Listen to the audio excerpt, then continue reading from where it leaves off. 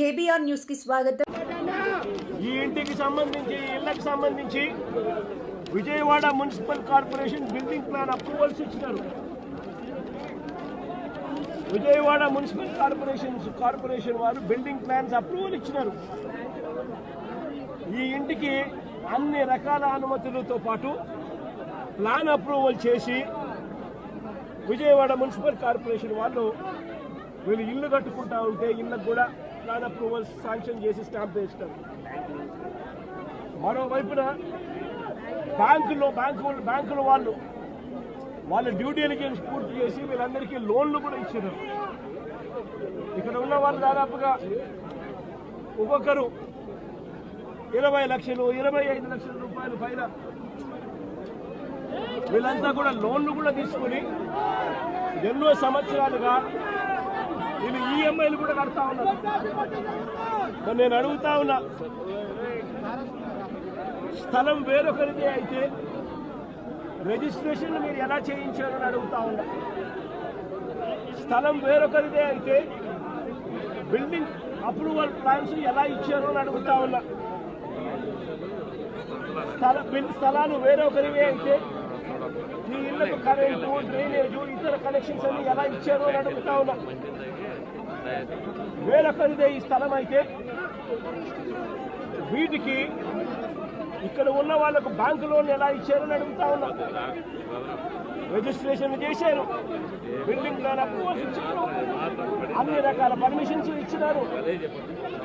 చివరికి వీరికి బ్యాంకులు వాళ్ళు లోన్లు కూడా ఇచ్చారు వాళ్ళ డ్యూ డెలిజెన్స్ పూర్తి చేసి.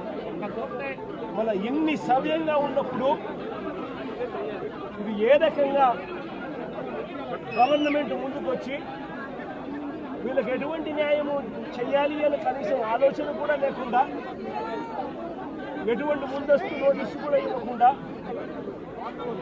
వీళ్ళ ఇళ్లలో ఉండగానే 200 మంది పోలీసులు పైచులకు వచ్చి ప్రైవేట్ వ్యక్తులకు మద్దతు ఇస్తూ వసలేళ్లు పెట్టి, జేసీబీలు పెట్టి, బుల్డోజర్లు పెట్టి కొనుగోళ్లు జరిగేటప్పుడు కూడా, క్రయ విక్రయాలు జరిగేటప్పుడు కూడా పలు సందర్భాలలో ఇక్కడ వాళ్ళంతా కూడా పేపర్లో అడ్వర్టైజ్మెంట్లు కూడా ఇచ్చినారు. ఎవరికైనా అభ్యంతరాలుంటే తెలియజెప్పాలి అని చెప్పి పత్రికా ప్రకటనలు కూడా ఇచ్చారు. పత్రికా ప్రకటనలు ఇచ్చినప్పుడు కూడా ఎవరు కూడా అభ్యంతరాలు ఎక్కడా కూడా వెలుబుచ్చలేదు. అలాంటిది 25 సంవత్సరాలుగా వీళ్ళు ఇక్కడే ఇలాగే ఉంటూ ఉంటే వీళ్ళను బుల్డోజర్లు పెట్టి ప్రైవేట్ వ్యక్తులకు మేలు చేసేందుకు ఈ 150 కోట్ల పైచిలకు ఇవాళటి వాల్యూలో 150 కోట్ల పైచిలకు వాల్యూ ఉన్న ఈ ప్రాపర్టీని కబ్జా చేసేందుకు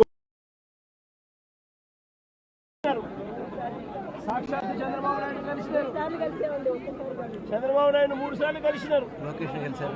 లోకేష్ 2 సార్లు కలిసినారు. చెన్నైని కలిశారు. అర్జీలు ఇచ్చినారు. చివరికి ఎవరికైతే వీళ్ళు అర్జీలు ఇచ్చినారో వాళ్ళే కుట్ర పన్ని వాళ్ళ ఎంపీలు, వాళ్ళకి సంబంధించిన కార్పొరేటర్లు వీళ్ళంతా కలిసి కుట్ర పన్ని ఏ రకంగా వీళ్ళంతా కూడా వీళ్ళకి అన్యాయం చేశారు అన్న దానికి నిదర్శనం ఇది. నేను ఒకటే అడుగుతా ఉన్నా, అయ్యా చంద్రబాబు నాయుడు గారు, ఇక్కడే కాదు రాష్ట్ర వ్యాప్తంగా కూడా ఇదే మాదిరిగా కొనసాగుతూ ఉంది. రాష్ట్ర వ్యాప్తంగా కూడా అనేక చోట్ల ఎక్కడైనా చిన్న లిటిగేషన్లు ఎక్కడైనా ఉంటే డైరెక్ట్గా తెలుగుదేశం పార్టీకి సంబంధించిన నాయకులు, ఎమ్మెల్యేలు ఇన్వాల్వ్ అయిపోతా ఉన్నారు. లిటిగేషన్ ఉన్న చోట వీళ్ళంతటి వీళ్ళే అడుగు పెట్టేసి ఆ ల్యాండ్ను కబ్జా చేసేస్తా ఉన్నారు. కొన్ని చోట్ల వీళ్ళే లిటిగేషన్ క్రియేట్ చేస్తూ ఉన్నారు. వీళ్ళే నిషేధిత జాబితాలో ప్రాపర్టీస్ను బలవంతంగా పెట్టించేసేస్తున్నారు. వీళ్ళే లిటిగేషన్ క్రియేట్ చేసి వీళ్ళే కూడా కబ్జాలు చేసే కార్యక్రమాలు జరుగుతూ ఉన్నాయి. రాష్ట్ర వ్యాప్తంగా ఇదే రకమైన అన్యాయం కొనసాగుతూనే ఉంది. నేను ఇప్పటికైనా చంద్రబాబు నాయుడు గారికి ఒకటే చెప్తా ఉన్నా, ఈ ప్రెస్ కాన్ఫరెన్స్ ద్వారా ప్రతి ఒక్కరికి కూడా నేను ఒకటే మనవి చేస్తా ఉన్నా, దీంట్లో సిబిఐ ఎంక్వైరీ జరిగించాలి. ఇక్కడ ఏ రకంగా చంద్రబాబు నాయుడు గారు కొడుకు, ఏ రకంగా తెలుగుదేశం పార్టీకి సంబంధించిన ఎంపీ, ఏ రకంగా వీళ్ళంతా కూడా ఇన్వాల్వ్ అయ్యి, ఇంక్లూడింగ్ జనసేన కార్పొరేటర్తో సహా ఏ రకంగా వీళ్ళంతా కూడా దీన్ని కబ్జా చేసే కార్యక్రమం